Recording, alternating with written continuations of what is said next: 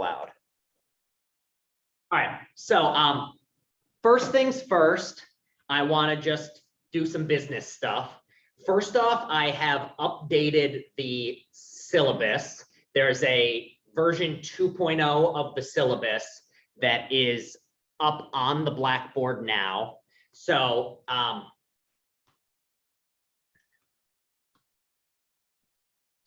wasn't able to, what was I going to say? I totally lost my train of thought. Oh, the updated syllabus. So if you have any questions on dates or anything else, it's on the updated syllabus. The updated syllabus has removed mentions of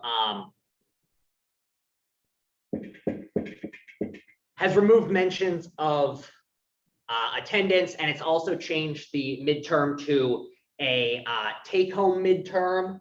And the other thing is the YouTube for this class is now up and running. So if at any point you miss class, you can go to the Blackboard and it has a link to the YouTube. Class from last time was posted already. This class will be updated and put up there probably tomorrow morning. One other thing, if you need to message me direct on chat,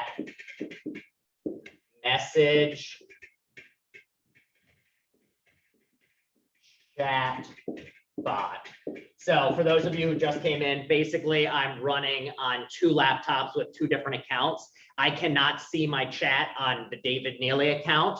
So therefore I have a second account running, which I have labeled chat bot.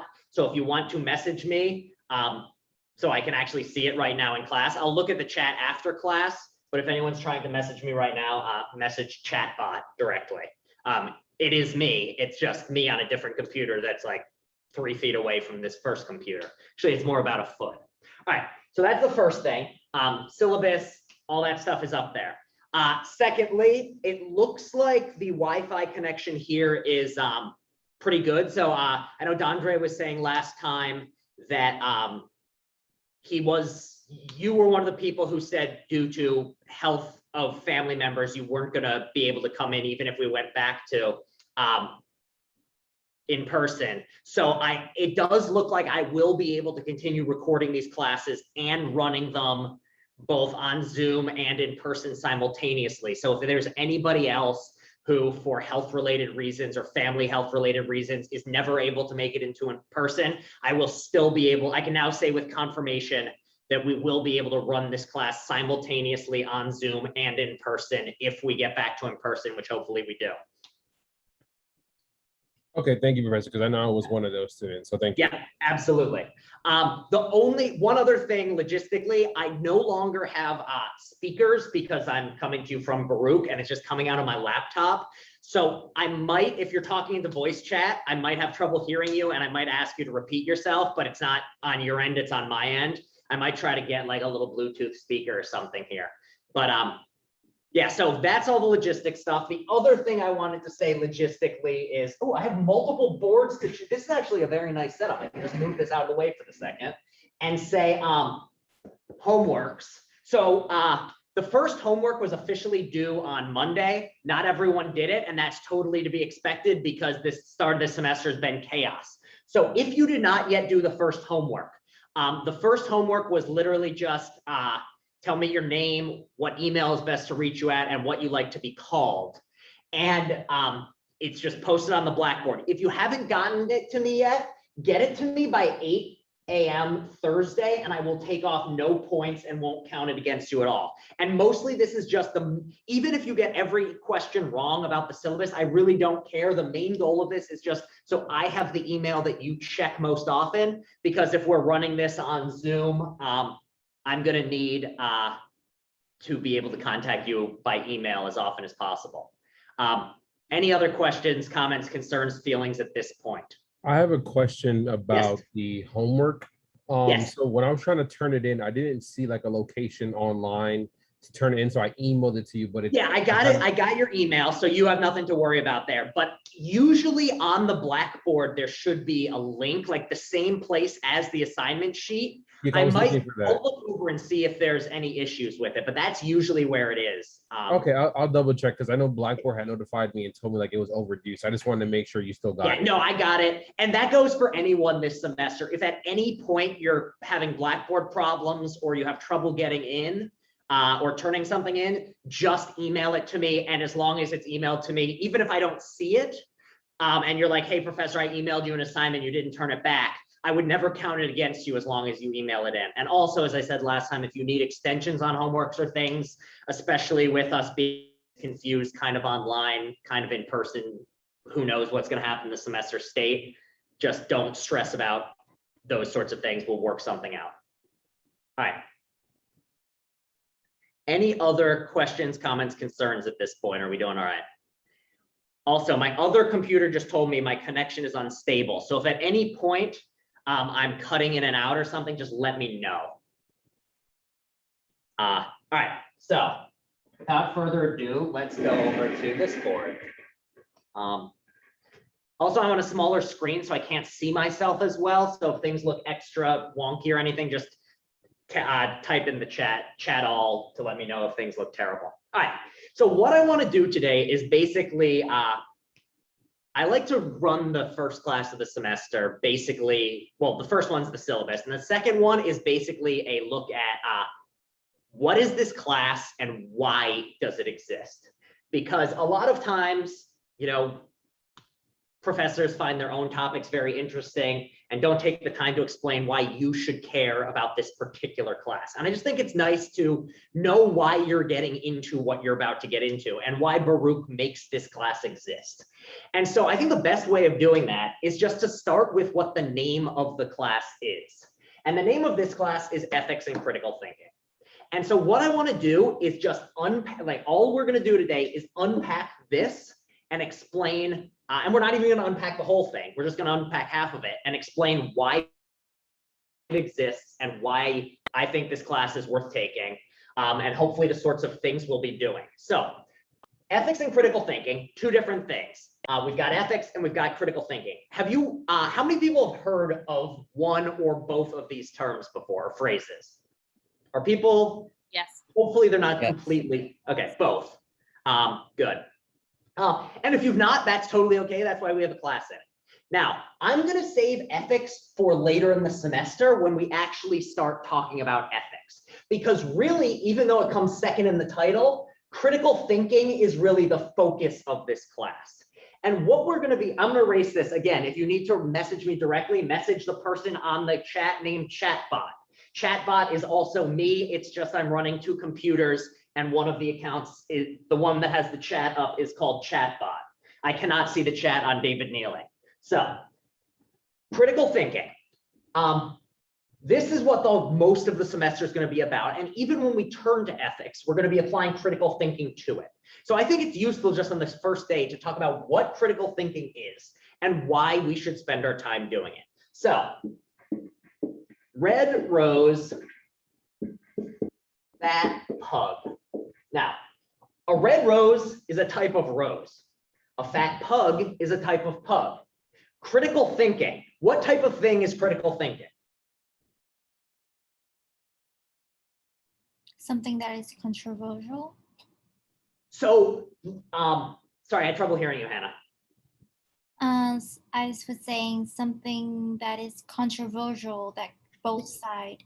Yeah, so very often when you're critical thinking, you're going to be talking about controversial things, but it's not necessarily. So just more generally, what type of thing is critical thinking? What you said was 100% true. Also, yes, it's a type of critical thing, but what is the core? If the core idea of a red rose is a type of rose, what is the core thing of critical thinking? Thinking, yeah. All I'm asking here is what, and a lot of times this semester, just a general fact, we are going to be discussing a lot of things that you think are very simple and which we think we understand in our everyday lives, but are going to be rather looked at in such depth that they begin to look complicated. And sometimes I'm going to be asking you questions that are very dumbed down, and the answer I'm looking for is going to be incredibly simple and to such a simple degree that you're going to overlook it. So don't worry if there's times in which my questions make no sense. Sometimes it's as simple as, what type of thing is critical thinking? Thinking. So don't just to keep your mind that there'll be sometimes this semester in which my questions are so basic, and I don't mean to be insulting your intelligence. Just want to make that clear. So yeah, critical thinking is a type of thinking. And what type of thinking is it? Well, before we even do that, this is something we all, think about and use in our everyday life. But what actually is thinking? What is it to think? So when I say what is it to think, what sort of thing am I asking for? When I ask you what is a triangle, what sort of answer do you give? You can actually give me the answer to the question, what is a triangle, or explain what type of answer that is. It's a three-sided shape. It's a three-sided shape. And what would we say this is? How would you describe this, or what name would you give this sort of answer to the question? It's a D word. It's a definition? Yeah, it's a definition. So when you're asking what is a thing, you're generally asking, give me a definition of that thing. And so very often throughout this semester, I'm going to be asking, what is blank? And very often we have these common sense sorts of ideas, like what is a class, or what is a sport? We have these common sense ideas, but what you find is when you try to give a definition for some of them, it can be quite difficult. And the very act of giving a definition or trying to allows you to understand things in a deeper way than you would if you didn't do that. So the first thing I want to ask on this semester is then, what makes something a good definition? So when you define a triangle as a three-sided shape, and that's its definition, what is it that you're saying about it? What is it when you say this? What are you doing? What is it serving? What information are you getting across? You're describing it? I don't know if that's what you were going. No, that's 100% right. You're describing it. Or another way of putting this is you're saying true things about it.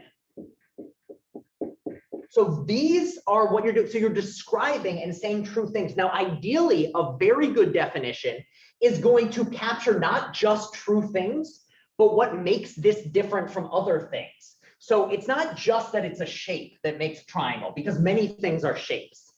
It's rather that it's got to be a three-sided shape. And it's not just three-sided, because there can be multiple three-sided things. You can have three sides of an argument or three sides of a disagreement.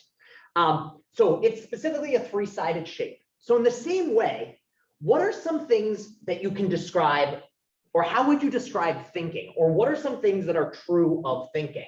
So very simply, what is thinking? And this is one of those things that is so obvious that it can almost be, we all understand it so well that it can be difficult to give a definition. I guess, is it like analyzing a thing, an object, a person? Yeah, so there's an analyzing element. So when you're thinking, you're not just kind of just being, there's some active component here. You're analyzing, you're taking it and you're focusing on it. So what are some other things about thinking? Even we can go even more generally. Where does thinking take place would be another one. Lauren. Is it like a mental process? Yeah, mental is a big one. Thinking happens in your mind. Now, it might have consequences in the world, but when we're talking about thinking, we're primarily talking about something that is going on in your head, either in your brain or in your mind or in your soul. Hannah. Is it include imagination, creative? Yeah, so let me put up process, but yeah, other things. So it can involve analyzing. It can also involve things like imagining, dreaming. All of these sorts of things are what we're talking about with thinking. So really what we're talking about with thinking is this mental process. And it's this very general mental process in which you're thinking about ways the world might be. and you're trying to analyze what things are true or what things are false. And it's a process of doing this mental sort. It's almost like mental calculations. It's not mathematical calculations though. It's like thinking about, well, is this true? Why is it true? Or something like, I want pizza for dinner. Where is a good pizza place? All of that is what I mean by thinking. And I'm using this not in any sort of technical sense. We're just starting with our common sense notion of thinking. Any questions thus far? All right. And again, thinking is one of those things that you've all been doing since you're babies. Like even babies do low-level thinking. Your dog thinks. Your dog can get sad. It can think you're in one position. It can think the ball's under the couch because you faked through it. Like all of that is thinking. Here's the question though. Another thing about thinking is, why do we think? What is the point of thinking?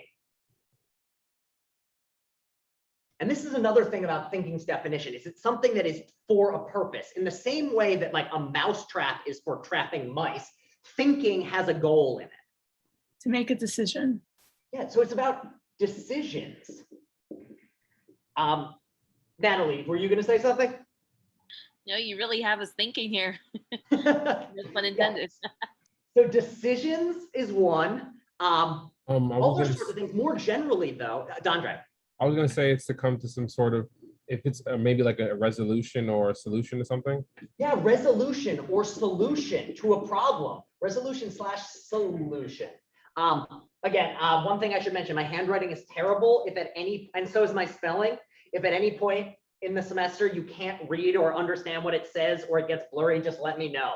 Also, I do not care about spelling. So if you're like, that's spelled wrong, I'm happy to correct it if you're somebody who cares about such things.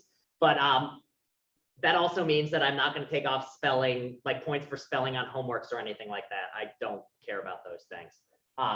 There are people who do. I'm not one of them. So yeah, it's about coming to decisions. The goal is to get these conclusions. And then if we zoom out even further, like even bigger picture, why do we want to come to decisions, resolutions? Why do we need solutions? What is it, generally speaking, helping us do?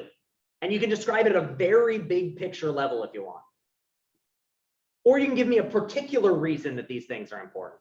Is it like obtaining a goal or? Yeah, it's basically just anything as general as in your everyday life, you have goals. You have things you want, things you like, things you desire, things you want to know.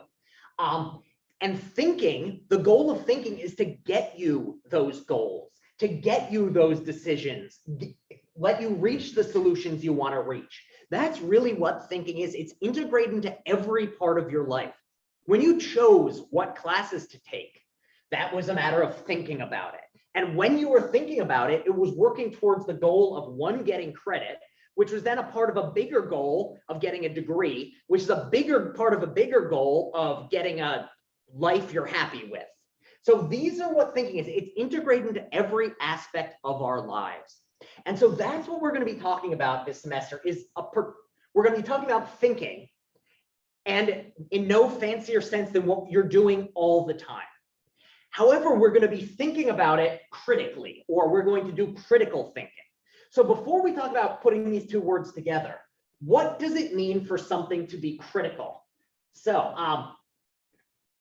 there are people in your lives who have been critical of you at certain points, or there are critics who write things about movies or music. When somebody is being critical, what are they doing? And I mean this in a very low level. I'm not trying to ask a trick question. Just in your everyday life, if you have somebody who says they were being so critical, They're like judgmental, right? yeah, it's about judgment. It's And a when you're negative judging, connotation, right? say that again. It's a negative connotation, like it's Very- taken as. It very often has a negative connotation. And very often the reason it has this negative connotation is because when you're being critical of something, what you're doing is basically, so just to put this simply, you can't just judge. You have to judge something. So, you know, like in a talent show, you don't just have judges sitting there. They're judging the people on the stage. So in the same way, when you're being critical, you are being critical of something, and very often you're being negative about it. But the key here is that there's something happening. So, you know, if somebody's criticizing your fashion, So say you have this lovely top hat, and then somebody else is criticizing it, and they're very unhappy with your fashion choice. What they're doing is there's this thing, and then they are judging it. So what you can think of is anytime something is being critical or anything is being criticized, it is one person on a second level judging or talking about or analyzing something on a first level. So what being critical basically is it is a way of thinking about something else or a way of judging something else. So does that make sense to everyone? Just like what it means to criticize critical.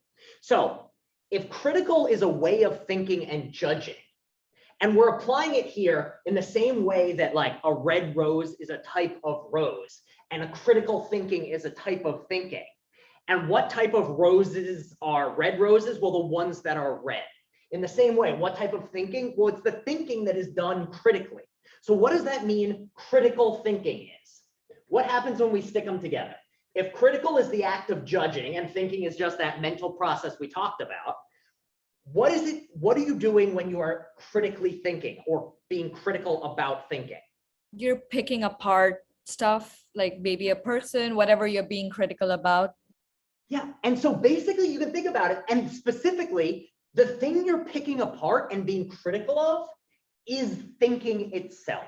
So what is critical thinking? The simplest way to think of what critical thinking is that it is thinking about thinking. It is not just having a thought.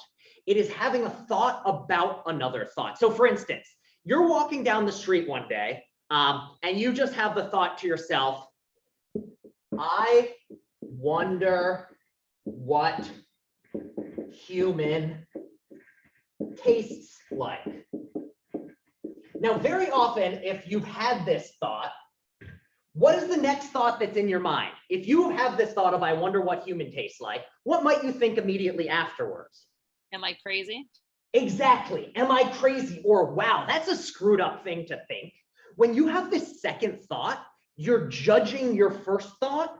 That is critical thinking. You are being critical about a thinking act of your own. So when you think something and then you judge yourself for it, or when your friend comes to the conclusion that they shouldn't go to the party because they're sleepy, even though they napped for 6 hours today, and you think, wow, they're just trying to get out of it, or wow, they're being lazy, or wow, they might be dealing with depression, I should try to help them. All of those instances are instances of critical thinking. You are thinking about someone else's thinking. And so that's what this class is. This is an entire class devoted to thinking about thinking, and then applying your ability to think about thinking to other sorts of situations. So the way you can think about the ethics part of the ethics in critical thinking is we will learn how to think critically, and then we will learn about the sorts of problems that come up when you're trying to think critically. And then once we've had this toolkit developed and we've learned how to do these things, we will then apply them to a particular set of ethical topics. So it's almost like these are learning the theory behind it, and then towards the end of the semester, we will put it into practice. So any questions thus far about just basically, when you hear the phrase critical thinking, what it means is the practice of thinking about thinking and learning how to think about thinking better. I have a question. So if you Yes, had Andre. to define critical thinking without using the words critical thinking, how would you define that? I would say it is a process, let's see, what would be, critical thinking is the process of using mental processes to assess mental processes themselves, or it's the act of turning your own mind in on its inner workings to try to understand how to do it better. Okay, I like that. Okay. Yeah. And so in a certain sense, critical thinking is something you've been doing your entire life. This is a class on almost like common sense. And so in a certain sense, nothing we discussed this semester was, thank you. Nothing we discussed this semester will be that different from what you've been doing since you were a child trying to convince your mom to buy you a new toy. But in another sense, it's going to be very interesting and useful because of the fact that thinking is something that pervades every bit of our lives, and it's something you can be better at or worse at. And so one of the main goals on this semester is by thinking about thinking. And this is really the question of why does this class exist? If you've been doing thinking your whole life, and if this is just thinking about thinking and something you've been trying to do, why have a whole class about it? So I was about to give the answer away, but does anyone want to, like, any thoughts about why does this class exist, or what's the point of having an entire class devoted to critical thinking? I think maybe because I don't know if that's where you were going with it, but I think Say that sometimes we may be doing it like unconsciously, like we just do it because, I don't know, it's not like a No, choice. And now that's a really here's- great point. yeah. Yeah, so here's a fact. How many of you have a habit that you do mindlessly and you wish you didn't do it? Anyone other than me? I'm a compulsive nail chewer. I've done it for my whole, we all have these things. And oftentimes we have sorts of mental ways of thinking that are also like habits. Like you think one thing, then you think another thing, and you can't stop yourself, and suddenly you're anxious and depressed. Or you think one thing, and no matter what the situation is, you laugh, no matter how inappropriate that is. And one thing you might want to do is, if that's a behavior you don't like, well, you might want to understand why it happens. What is the thinking underlying it? Well, the best way to assess that is to think about it. So why does this class exist? Well, because very often, even if we've been doing critical thinking our whole lives, or if we've been thinking our whole life, you can always get better at it. And what does it mean to get better at it? Well, the goal of thinking in general, remember, is to reach solutions or to get conclusions that are good. So how is it that you improve, or what is it to be successful at thinking? Well, it's to be good at reaching conclusions that are good, in a sense of either conclusions that are true or solutions that will be helpful. So for instance, if you have a goal in mind that you want to eat a steak dinner tonight, like that is your number one goal, you want a fancy steak dinner, and your friends suggest to you, let's go to McDonald's. Well, that's not a good way of reaching your solution. And so how could you ensure that you didn't end up doing this? Well, maybe you pause and go, you know what? My friend has a bad habit of taking me to places for dinner that he knows I won't like because he thinks it's funny. Therefore, let me pause here and see if this person's actually going to be helpful. So that's a way of applying critical thinking, where you are thinking about this act of thinking you're doing, and in so doing, you're getting a more helpful solution, or a more likely to be true solution. So this is one sense in which, if you just blindly go along with your first gut feeling, it's sometimes going to be wrong. What are some other reasons that critical thinking might be worth spending time? So it's not just to protect yourself from yourself, it's because sometimes you reason poorly. What are some other things that critical thinking might help you with? You can think deeply. Yeah. So another thing you can do is just, it trains you to think more deeply and better. Because if you are thinking about thinking, you are basically just, all the evidence is with brains. The best way to improve your skill at something, including thinking, is just to do it over and over again, because your brain literally, like, it's made of neurons that will fire better if you try out those things. So think about, like, the first time, like a professional athlete, the first time that a professional baseball player or professional quarterback throws a ball as a child, they're terrible at it, because inevitably they're a child. Over time, they get better at it just by practicing, not just because their muscles grow, but because their nervous system grows to do that skill better and better. In the same way, if you practice thinking, you can engage with topics in a deeper way. You will get more creative. You will be better able to think deeply in your own life. You can plan ahead more. So for instance, it's very easy to look at things in hindsight. It's very easy once something's happened to look at it and go, this is why it happened. But it's much harder before something's actually occurred to predict it's going to happen, or to understand the real causes of something so that you can actually go about preventing them. And so if you can think deeply by critically thinking, you'll be better able to engage with topics. You will be better able to succeed. I mean, simply put, the better you are at critically thinking, the better you are at planning any aspect of your life, including future career, families, anything.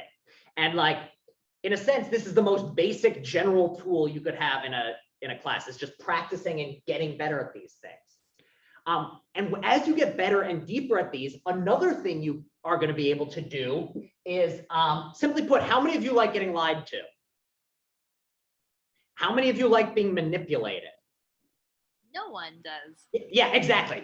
Nobody likes these. There's nobody who's like, I just love it when people lie to me. It's my favorite thing. It's just so much fun. It just really makes me feel worthless, and I love it.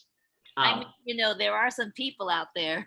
I mean, yeah, I guess that's true. There's definitely some people who have some tendencies to enjoy being belittled, but I think even then there's a sense in which you have to be honest about those things, or it doesn't really, like, if they know you're lying about it, it's not as enjoyable. So yeah, we don't like these things. And what do all of these things have in mind? What does a good liar know how to do? What does a good manipulator know how to do? Get what they want. Get what they want. And usually, though, it's by getting you to do something that's against your best interests. So for instance, when a used car salesman sells you a car that you don't really want, or when a liar convinces you that they're going to pay them, that they're going to pay you back, even though they have no intentions of it. What are they doing? Hannah, do you? They manipulate you. Yeah, they're manipulating you. And what are they doing? Well, they're taking advantage of your inability to think well. They know, the other thing they're doing is they know what you're likely to think or what matters to you. So for instance, if you know somebody voted for a certain political party, or you know somebody's from a certain area, there are certain tendencies that you can exploit to get them to reach the conclusion that you want them to reach.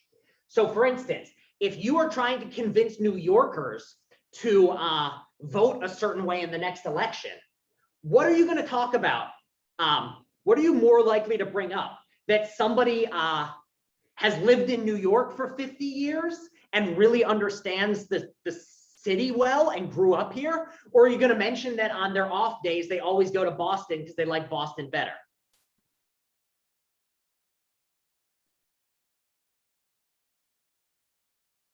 I'm sorry, say that again. So here's the idea. All right, somebody's running for New York mayor. Forget the last example. Imagine this one. Somebody's running for New York mayor, and they're up on a debate stage. They're trying to decide what hat to wear. They have two options: a New York Yankees hat or a Boston Red Sox hat. What makes more sense for them? First option. Yeah, the first option. They should wear a Yankees hat if they're running for New York mayor. Why? Because that sends across this message that they understand the city better. In truth, does what baseball team someone roots for really determine whether they're going to be a good mayor or not? No, in practice, no. But they know how to manipulate you into thinking, oh, you're someone like me. And we're going to be talking throughout in a, like, I don't know, month and a half about some of the ways you can do this and how people will try to manipulate you. And what's the best way to avoid being manipulated? Well, it's to be good at identifying how someone's trying to do it and recognize that what they're trying to do to you is not actually something that has your best interest in mind, but actually has their own best interest in mind. Dandre. What if they're not trying to manipulate you? What if they're more so trying to, I don't know, be relatable, I guess? Yeah, so this is also something which critical thinking can do. It can help you tell, is this person pretending to be a New Yorker because they actually are genuinely interested in connecting with me? Or might they have an ulterior motive? So if somebody is just like somebody you meet You meet someone, say at a park, it's like a friend of a friend, and they're talking about their time in New York, and it seems like they have no ulterior motive. Well, you can think to yourself, well, you know what? This person seems genuine, and I have no reason to think that they aren't being genuine. So maybe they just want to connect with me. Or there's a politician who knows they're not going to win and is just trying to engage with people and make people know that there are real New Yorkers running for mayor. And so you can think about those reasons. If, however, you learn that like somebody's trying to sell you something, then as soon as you find that out, you might be less inclined to do whatever it is that they're trying to get you to do. The best way to do this and to sort out, because as you just pointed out, the world is not black and white. The entire world is gray. And because of this, it's not always going to be clear why someone's trying to get you to do or believe something. So if you're good at thinking, you will be better able to assess, why are they doing this? Is it somebody who has my best interests in mind? So for instance, when my father says something that pisses me off, I know from past experience that he's probably doing it, not because he's trying to piss me off, but because he wants me to have a better life, even if he's doing it in a way that's frustrating. And if, however, I find out that somebody's like a compulsive liar, then I might be able to use that information to avoid going out to dinner with them or to make plans with them only to have them fall through. So that's what critical thinking really is. It helps you do better in your own planning, in your own decision making. It also helps you, not just because it helps you avoid mistakes, it helps you think in a deeper way. Also, it helps you avoid falling into sorts of mistakes in your reasoning and coming to conclusions that you shouldn't reach, because either you got this information from a bad source or the person saying it had their own agenda. This is what critical thinking is designed to do. And so why then do we have this class? Well, because the best way to get better at something is to practice it, to understand how it works, understand how to do it well, and then practice doing it well. And that's really what this class is, understanding what critical thinking is in a practical sense, this is not just in general, but here is a particular formula you can follow. And if you follow this formula, it's always going to be a good way of thinking. Or here's a formula. If you follow this formula, it's always a bad way of thinking. Or here are some of the pitfalls you might fall into. These are some of the ways in which, even if you understand it all, even if you are somebody who studies logic for your career, why is it that you still do irrational things, and how can you get better about that? That's what the point of this class is, getting better at thinking by practicing thinking about thinking. So in a certain sense, it's something you do every day. On another hand, it's also doing it in a way that you don't usually do. You don't usually sit there and think about thinking about thinking, but that's what we're going to do here. And there will be times in which it hurts your head. There will be times in which it's boring, and there will be times in which it's interesting. Hopefully a lot of the last one and less of the first two. Any questions thus far about what this class is and why I think it's worth taking? All right, let me take a sip of water before I dehydrate too much. So what I want to do, I don't have that much more I want to discuss today. I basically just want to briefly mention the readings. Where here's something I want to say also as a business point. Readings. You have readings assigned for just about every class. These readings are on the syllabus, and on the syllabus corresponds to that day. Every single reading for this class you can download from the Blackboard, and once I have everyone's email, I will also email out copies. So you do not have to spend a cent. Now, in an ideal world, and the reason they're on the syllabus, all the readings are mandatory, by which I mean in an ideal world in which everyone was doing all the reading, or everyone was doing this class and it was the only thing they wanted to do and had to do, everyone would do all the readings. However, we don't live in this fictional world, we live in reality. And in reality, there's a global pandemic and you are all very busy people, and I'm under no illusion that you are always going to do all the readings. So because of this, I will do my best to recap the readings in class. And if there's anything that was confusing from the reading, so if you do the readings, that will make class flow more smoothly, but I'm going to assume each week that at least some people didn't do the readings. And if at any point I say something that's assuming part of the reading and you didn't do the reading, I would much rather you raise your hand and be like, hey, professor, I don't understand what that means. I didn't have a chance to do the readings, than pretend you did and not understand it. I did not do all the readings. I still don't do all the readings when I'm assigned readings by people. Like, life is short and we get bombarded with a lot of things. So I'm not expecting you to do all of them. If you can do some of them, great. But yeah, I'm gonna work with you, and especially during COVID times. Like, I understand. And the other thing that you gotta remember is like the people who go into teaching, the vast majority of us were the people who loved school. And so a much higher percentage of professors were the people who actually did the readings. So like very often they set completely unrealistic goals. So yeah, so I understand that you will not always do them. Do your best. And if there's a lot of them, the one thing I'd say is even just skim it. So if like some of the key terms don't look completely unknown, even if it's just like glancing at them before class starts.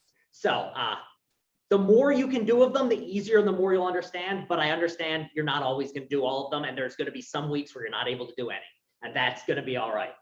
We'll work, and I'm not going to assume it. All right. So with that in mind, the readings for this class were basically 3 articles I found by Google searching, which were totally ordinary things you might find online. Anyone who was able to do the readings, does anyone remember what the 3 topics were? If nobody was able to, that's fine. I think the first one was why Ronaldo is better than Messi. Yeah, so one was Ronaldo greater than Messi. So that was one of them. Anyone remember the other 2? Marvel and Marvel. chronological order. Yeah, Marvel, the MCU in chronological. And then what was the third one? Why Kendrick Lamar is the greatest, Yeah, it was why I think, Kendrick rap artist Lamar of the was decade. the most important musical artist of the 2010s. So these are totally normal sorts of things you might find on the internet. And now, why did I assign these ordinary internet readings? Well, because what I wanted to show is 2 things. One, that these by themselves, when you go online and you read one of these opinion pieces, what you're reading is an instance of critical thinking. These people are not just telling you what to think, they're telling you why you should think it. They tell you, here are the things that you already think are valuable, or these are the reasons that here are some things that matter, and these together lead you to some conclusion. So for instance, in the Ronaldo versus Messi one, it lists a whole bunch of different reasons that Ronaldo is better than Messi. This is a type of critical thinking. Here's the conclusion it wants you to reach. Ronaldo is greater than Messi. And how does it get you there? Well, it gets you there by leading you through some thinking steps of your own.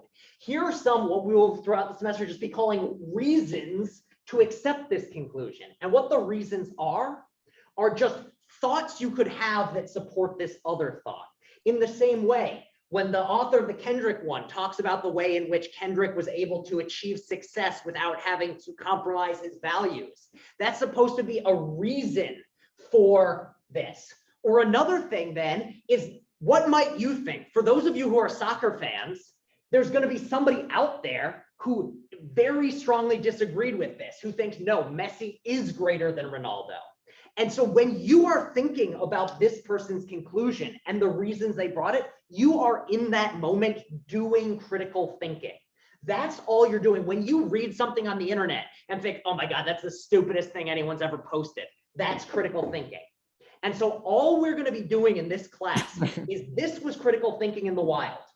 That's what we're going to be doing in a more contained setting, so that the next time you go out there in the world, you can apply these same sorts of approaches.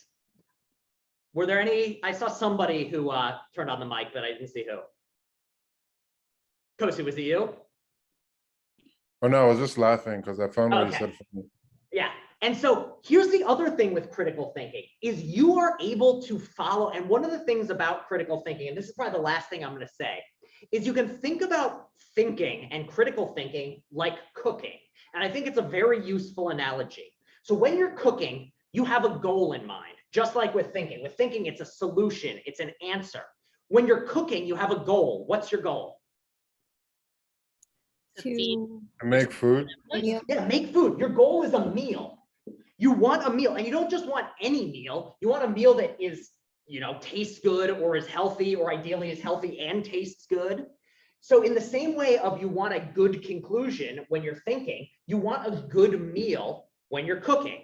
And just like with thinking, or just like with a meal, there are multiple things that go into it.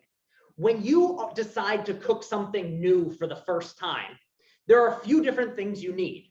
And there's really two different sides to it. So when you're cooking something for the first time, what do you need to do? What do you need in front of you? A recipe. Ingredients? Ingredient. Recipe, and I think Natalie, I think you said the other one. Ingredients? Ingredients. Yep, the two main things, and I can include in ingredients all the cooking implements, so pots, pans, etc. Ingredients. And so why are these the important things? Well, basically, if you don't have ingredients, and if you don't have good ingredients, it doesn't matter what you do. You can be the greatest chef in the world. If you are cooking with a piece of chicken that's been under your bed for 6 months, your meal is not gonna taste good and you're gonna get sick.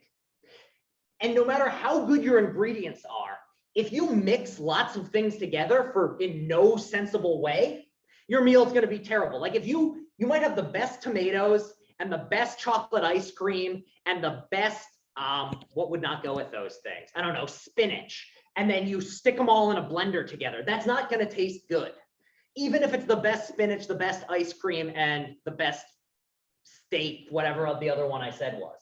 What you need to do is you need to start with good ingredients, and then you need to combine them together in a good way, and you get a good meal. In the same way, when you're thinking, instead of ingredients, we have reasons or truths. And we'll talk more and more about this going forward. But it's basically, you start with something like when you're trying to reach the conclusion that the Marvel Cinematic Universe movies should be watched in chronological order, you start with reasons like they flow together better. And you want to enjoy the movies in the way that makes the most sense logically.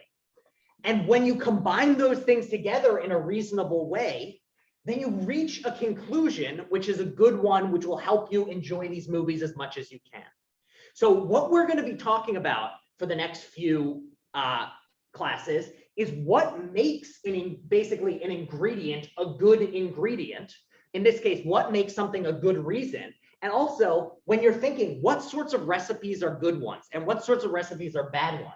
So just to give an example of what I'm talking about, we all already have these ordinary ideas of what a good way of reasoning is versus a bad way. And some of them are very obviously good and obviously bad. So for instance, if I tell you, I like peas, and I tell you, I like football, what is something you can conclude from this?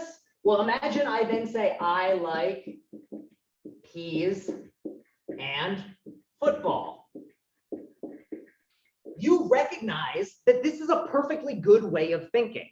If you know it's true that I like peas, and you know it's true that I like football, you can conclude that I like peas and football. If, however, you say, I like peas, I like football, therefore, the sky is blue, or even better, the sky is, what's a good color that the sky never is? Yellow? What, pink? No, I guess during a sunset, it can be pink. The sky is Green. green always. If I reasoned like this or explained this to you, you can see that my recipe is terrible. This might be true, and this might be true, but that in no way supports this conclusion. If you were to go about trying to reach a conclusion this way, you're not going to get very far in the world. You're going to end up doing something which is not in your best interests. So really what we'll be doing for the next few classes is instead of looking at these sorts of reasoning in the wild, we'll be looking at the bare bones of what is it to think? What goes into good thinking? How can you critically recognize when thinking is good versus thinking is bad? So that's what we're gonna do on Thursday. As I said, for those of you who came in late, if you did not yet do the homework that was due on Monday, remember our homeworks are due at 8 a.m. on Mondays. If you did not yet get a chance, get it to me by 8 a.m. this Thursday, and I won't take off any points. And really all I care about is that I have what you like to be called and how to pronounce your name. Those of you who did it already, you don't have to worry about it, you're done. Including those who emailed it to me, that you don't have to worry about posting it to Blackboard or anything. I have your copies, you're all good to go. If you didn't do it, get it to me by 8 a.m. Thursday. I won't take off any points. And then I will be able to email you all and everything will go smoothly. There is a reading for Thursday. It is on the syllabus. It's I think a little section from a PDF of a book that is on the Blackboard. And then there is also a website by a philosophy professor. I can't remember where he teaches, but it's basically like a critical thinking online textbook. So on the syllabus, you click the little link, it'll take you to the page. It'll also tell you exactly what pages to read. I'm not assigning an entire textbook. It's like 5 pages of it. And if you don't get a chance to read it, try to glance at it. If you can't, we're still going to work through it on Thursday. There's no homework or anything due Thursday though. And I will be coming back to you via this fun Zoom setup. Any last questions, comments, concerns, feelings before we end for today? No, thank you. All right, awesome. As of right now, we are still online for the foreseeable future. I will let you know when that changes. And as I said at the start of class, for those who came late, I have managed to set it up so that I will be able to run a Zoom the whole semester. So if you're somebody who can't end up coming in, even if we come to in person, you will still be able to attend the class. So do not stress on that front. And in the same way, if even on a certain class you can't make it, but you want to Zoom in, the Zoom will be running. If you just want to watch it on the YouTube, again, all the classes are recorded, posted to YouTube, and the YouTube link is on the Blackboard. All right, any last questions, comments, concerns? Otherwise, you are all dismissed to go on with your evenings. Have a good night. Thank you, you as well. Thank you. Professor. Thank you, Professor. Thank you, Professor. Good class.